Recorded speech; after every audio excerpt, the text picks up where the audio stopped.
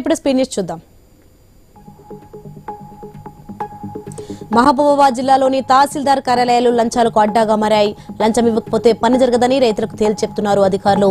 నరసింహులపేట మండలం కొమ్ములవంచ గ్రామంలో పంట రుణం కోసం పోలియో పహానీ కోసం మల్లయ్య రైతు దరఖాస్తు చేసుకున్నారు. పహానీ సిద్ధంగా ఉంది, కానీ 4000 ఇస్తేనే పహానీ ఇస్తామని అధికారులు దౌర్జన్యంగా వ్యవహరించారని ఆవేదన వ్యక్తం చేశాడు అన్నదాత. హైదరాబాద్ పాత బస్తీ లాడ్ బజార్ ప్రాంతంలోని అల్ అసనాత్ కాంప్లెక్స్ లో అగ్ని ప్రమాదం జరిగింది. వేస్టేజ్ చెత్త పేపర్లకు మంటలు అంటుకున్నాయి. అగ్నిమాపక సిబ్బంది మంటలను అదుపు చేశారు.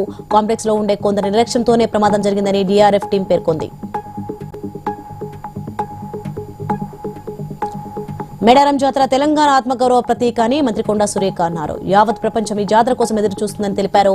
ఎక్కడా ఎటువంటి లోటుపాట్లు లేకుండా ఏర్పాట్లు చేపట్టాలని అధికారులకు సూచించారు. సచివాలయంలో భక్తుల క్యూ లైన్లు, బ్రాస్ గిల్స్ నమూనాను పరిశీలించారు. పరస్పర రాజీతోనే లోక్ అదాలత్ లో సత్వర న్యాయం జరుగుతుందని తెలంగాణ హైకోర్టు న్యాయ సేవల committee chairman justice K Lakshman అన్నారు. మల్కాజ్గిరి జిల్లా కోర్టు ఆధ్వర్యంలో ప్రత్యేక లోక్ అదాలత్ కార్యక్రమం నిర్వహించారు. కక్షిదారులకు సత్వర న్యాయం జరగడం వల్ల మానసిక ఒత్తిడి తగ్గుతుందన్నారు.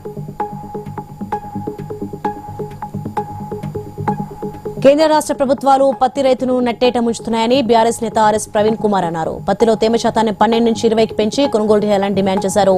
కొనుగోలు అసిఫాబాద్ జిల్లా కలెక్టరేట్ ఎదుట చేపట్టిన శాంతి ర్యాలీలో పత్తి రైతులకు ఆయన మద్దతు తెలిపారు. కృష్ణా జిల్లా పామరు నియోజకవర్గంలో బైక్ దొంగను పోలీసులు అరెస్ట్ చేశారు. అతని వద్ద నుంచి భారీ స్థాయిలో బైక్లను పట్టుకున్నారు. పట్టుబడిన వ్యక్తి తాడిపత్రికి చెందిన భాస్కర్ రెడ్డిగా గుర్తించారు. 38 బైక్లను స్వాధీనం చేసుకున్నారు. పామరు పోలీసులు కేసు నమోదు చేసి దర్యాప్తు చేపట్టారు.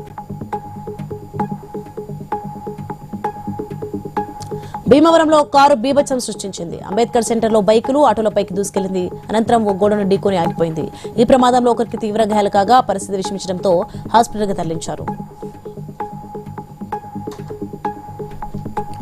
భద్రాద్రి కొత్తగూడెం జిల్లా ములకలపల్లి మండలంలో ఎమ్మెల్యే జారే ఆదినారాయణ పర్యటించారు. ధాన్యం కొనుగోలు కేంద్రాన్ని ప్రారంభించారు. సీఎం సహాయ నిధి చెక్లను లబ్ధిదారులకు పంపిణీ చేశారు. జిల్లా పరిషత్ స్కూల్లో హాస్టల్ భవన నిర్మాణానికి భూమి పూజ చేశారు. అనంతరం ఏకలవ్య మోడల్ స్కూల్ ప్రారంభోత్సవ వేడుకల్లో పాల్గొన్నారు.